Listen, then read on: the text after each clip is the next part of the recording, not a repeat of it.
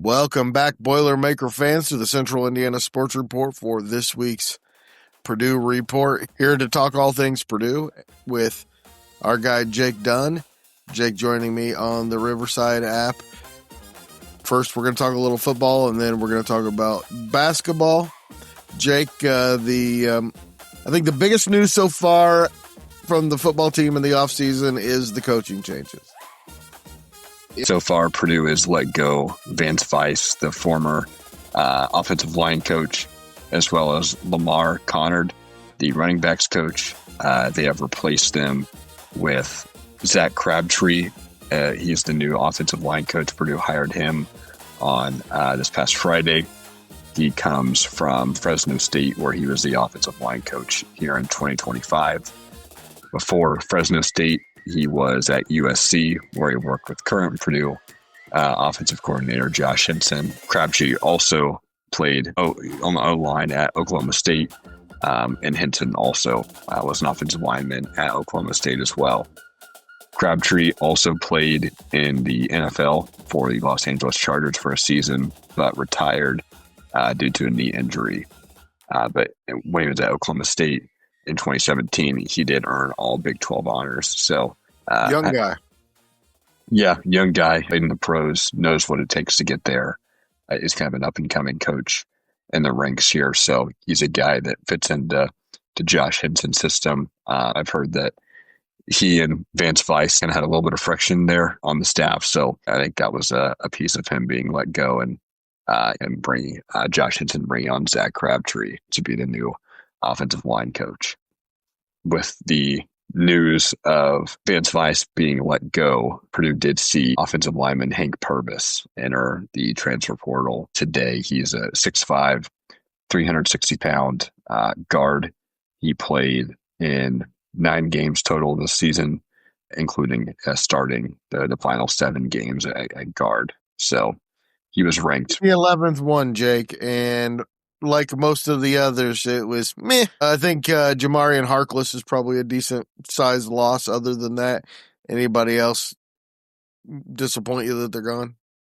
Nope. Chops Harkless and now Hank Purvis. Those are the two that sting the most. Hank Purvis wasn't great according to Pro Football Focus. He was the 6th best run blocker and 6th best pass blocker for Purdue on the offensive line. So, he wasn't great, but kind of a depth piece that you'd like to get back if you can. But it makes sense with the offensive line change. Hank Purvis is a guy that followed Vance Weiss and Coach Odom from UNLV. It'd be interesting to see if Vance Weiss gets picked up, if Purvis follows him too. Those two are the biggest losses, but anybody else in the portal isn't really a loss so far. Ahmad Branch, a little bit of a disappointment for wide receiver depth, a kind of a playmaker, but again, nothing that's going to concern you too much. And now is your chance to start adding some pieces. With the firing of Lamar Connard, Purdue moves current wide receivers coach Cornell Ford to running back coach, that's kind of his natural position there. Cornell Ford but before moving to wideout, he's never coached that position before. He's always coached running backs. He did that with Coach Odom at UNLV. He also spent 19 seasons as an assistant at Missouri under Gary Pinkel, and then was the running backs coach under Barry Odom whenever Coach Odom was running the Missouri program from 2016 to 2019. So back in his natural position, and then to fill the receiver spot, Purdue promoted offensive analyst Bilal Marshall, who was actually a Purdue wide receiver from 2012 to 2016. He's a guy that I think is kind of thought of to be a solid recruiter. So it's a room that needs a lot of coaching. Hope that maybe this will be a good move, and hopefully that they can bring some guys from the portal here that can be real difference makers. For sure. We need to start seeing movement. I don't want to get caught in the trap of the whole Curt Cignetti thing and expecting expectations overnight.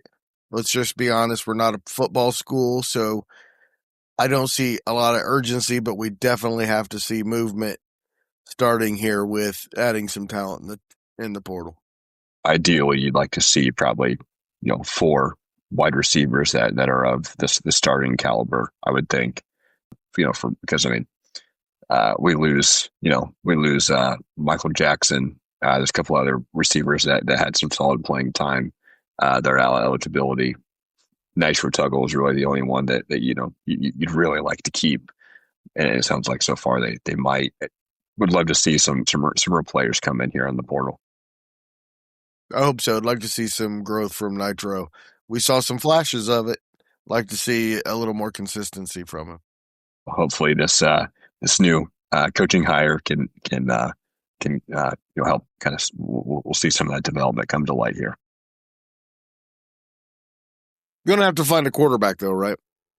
That's, I think, beefing up both sides of the line is going to be kind of priority number one.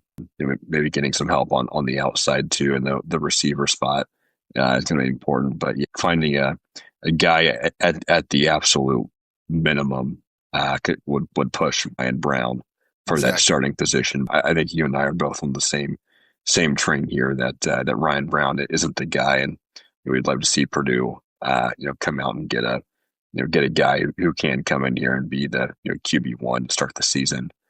But I'm sure Ryan Brown will get better over the offseason, but I think he's got a ways to go before he can be a winning Big Ten quarterback.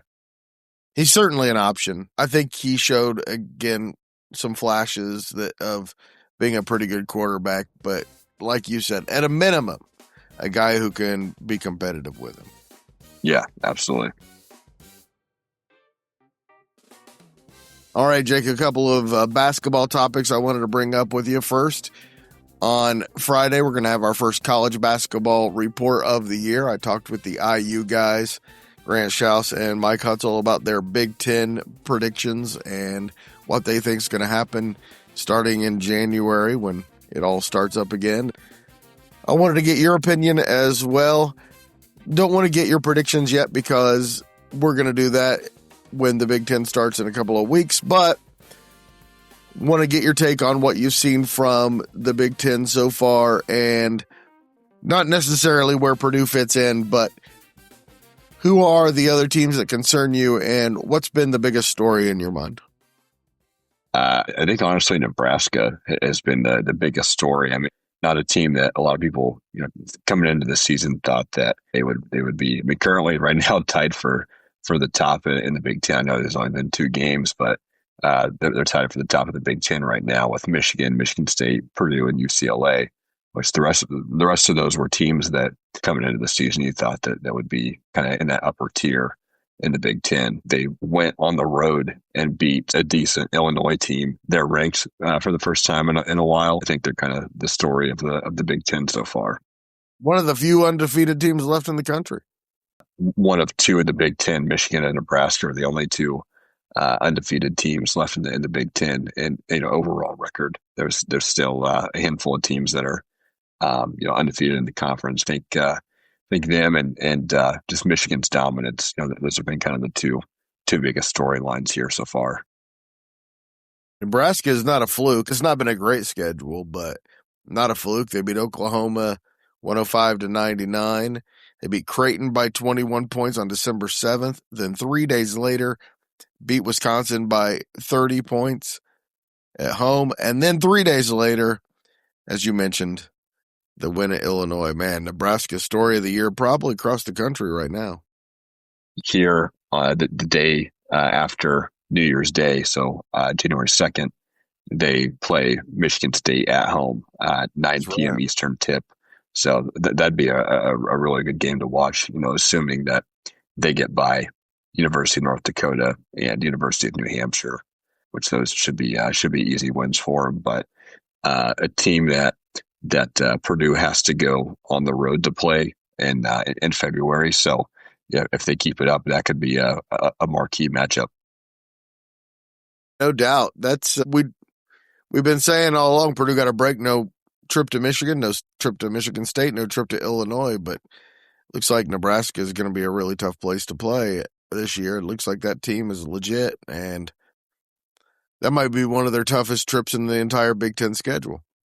They're up to 15th now in the AP poll. Nebraska is a place that a couple of years ago Purdue went to when they had Zach Edey on the team, and they got beat at Nebraska to a team that wasn't ranked. A place that Purdue hasn't necessarily played well historically, at least over the past few years, and definitely one that before the season you think Purdue, okay, they can probably win, but now is one that Nebraska may have a pretty good shot of winning that one. Man, Michigan, I don't know how they only have 16 of the 31 first place votes, because I've seen Arizona and I've seen Michigan, and I tell you what, Michigan is scary. Yes, they are. They've got 5 guys in double figures, and Elliot Cadeau, who's a pretty good guard, transferred from North Carolina a couple years ago. He's averaging 9.7 points, so really, just about 6 guys in double figures there, and then you got a couple more that are averaging 7 or 8 points a game. So yeah, they got a really talented roster. They're averaging just under 95 points a game, shooting the ball pretty well from 3, almost 38% on the year, and overall just field goal percentage 53%. So a team that can shoot, team that's athletic and big, and lanky, and a team that certainly is looking like one of the best in the country. Incredible depth. Good coaching as well. I mean, you can almost argue that Dusty May is the Kurt Signetti of college basketball. That brings me to another topic, Jake, that I wanted to bring up. Now that we've seen 11 Purdue games, they're ranked 6th. We came into the season expecting them to be the national champions. We still think they're contenders, of course. But at this point, where do you put them? The favorites? Among the favorites? Is 6th about right? How would you assess the Boilermakers through 11 games from a national lens? Yeah, I honestly think the 6 is about right with how they looked in the Iowa State game. I know we've talked about how they've looked better defensively the past 2 games against Minnesota and Marquette. Those teams, probably at this rate anyway, aren't going to make the tournament. It's hard to kind of gauge. I think Saturday against Auburn will be a really good test if they can come out and pull a Texas Tech and beat them by 30 and really just dominate the game. I'd be a little more confident to put them in that top 2 or 3 again. But right now, I think 6 looks pretty good. Duke looks really good. Iowa State looks really good. Michigan, we've talked about, looks really good. Arizona, it looks really good. Just about everybody in front of Purdue, I think, is played a little bit better than Purdue. Certainly, like you said, still in that mix for being a contender. Jake, last thing, Jeff Borzello and Paul Biancardi at ESPN released their college basketball recruiting rankings, and I know they don't mean as much as they usually do, with as much as the portal's important. You never know which one of these kids is going to wind up leaving before the season even gets here. It's a wild world. But that being said, Purdue, one of their best recruiting classes ever, probably. Number 11 in the country with 3 top 100 players and a 3-star center with a lot of promise. I think Purdue does have one of their best rankings here all time. Luke Hurdle is a guy that I think is going to be a Braden Smith caliber. At least coming in, going to be a Braden Smith caliber player. I don't want to put that pressure on him. That might be a little much, but yes. Yeah, but kind of the same ilk, if you will, coming in kind of a smaller, more undersized guard. Who's just a shot maker. He's the best player in Indiana, and a guy that I think is gonna really has that bulldog mentality, and a guy who's a Purdue guy, a guy who's going to come in here and get Purdue wins. Yeah, overall in the 2026 class, the Purdue overall class 247 Sports has Purdue ranked 4th overall in the nation. So that obviously is a really high ranking. Got 2 guys from La Lumiere, actually, Jacob Weber, who's a lights out shooter, Rivers Knight, who kind of has a Mason Gillis type track there of getting hurt in high school with a bad knee injury and kind of taking his recruiting a little under the radar. So I think Purdue's really excited with him, and then Sinan Huan, who goes to Georgetown Prep in Maryland, really tall center, who kind of moves better than guys his size probably should move. I'm really excited for his development, and really excited for this class year to continue to elevate Purdue to the heights that the team's at now. Ahead of Purdue in the ESPN top 10, just in case you guys are curious, Missouri is number 1. They have the number 4 and number 14 players in the country coming in. Michigan State is number 2 with 4 top 100 recruits. Duke, like it normally does. Kansas, like it normally does. 4 and 5, 3 and 4. Texas is 5. Maryland, also the Big Ten, 6. Pitt has 3 guys in the top 80. Vanderbilt's number 8. USC, number 9, and Oklahoma State, number 10. Kind of nice to see some teams that aren't normally up there so high. Yeah, this whole Wild West thing is actually producing some interesting results. I think it also kind of shows that maybe some of these teams that were getting really high recruits out of high school, maybe they're more focused on the portal. Personally, I'm glad that Purdue is still sticking with their obviously they are using the portal. Oscar Klubba is a really important addition to this team, and certainly wouldn't be as good of a team without him. But they're using that to complement what they're building through the high school ranks. I'm glad that Purdue's taking that approach rather than just living in the portal every year. Me too. I love Matt Painter's approach. I'm proud that he's our coach. Yeah, me too. Jake, it's been great as always. And this week we are going to preview the Auburn game on Friday. So everybody, please tune in for that. That's a big one. Absolutely. A game that Purdue needs to come ready to play. Because I know Auburn will. They've got some really good players, and looking forward to previewing that here later this week. One of the few teams on the schedule that can match Purdue player for player, talent for talent. They haven't really put it together yet, but that is one talented group at Auburn. Yeah, yes it is. We'll talk more about them and what makes them go, and of course their coaching situation. Again, that'll be on Friday, everybody. Thanks so much, Jake. Again, everybody, thanks for listening. Always appreciate it. Do us a huge favor. Share this podcast with a Purdue fan in your life. Help us spread the word that we're talking about what Central Indiana sports fans are talking about every single day. Thanks again, Jake, and Boiler Up. Yeah, thank you. Boiler Up. Don't forget to like and subscribe as well.